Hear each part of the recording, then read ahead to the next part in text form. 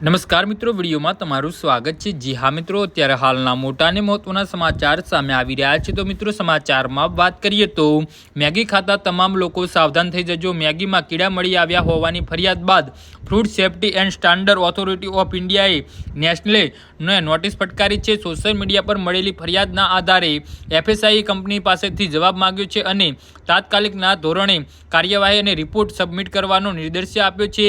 એફએસઆઈએ ફરિયાદ મળી હોય તેવી મેગી બેચને તાત્કાલિક દૂર કરવાનો આદેશ પણ આપ્યો છે।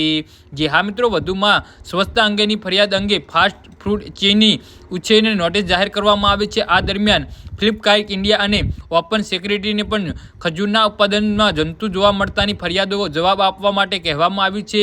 એફએસઆઈ કહે છે કે તે ગ્રાહકોની ફરિયાદોને ગંભીરતાથી લઈ રહ્યું છે અને બધી જ કંપનીઓ પાસેથી પ્રશ્ન માગી રહ્યું છે। જે હા મિત્રો, તો આના વિશે તમારું શું કહેવું છે તો નીચે અમારી કમેન્ટ બોક્સમાં જરૂરથી જણાવજો અને અમારી યુટ્યુબ ચેનલને સબસ્ક્રાઈબ કરવાની ભૂલતા નહીં। ધન્યવાદ।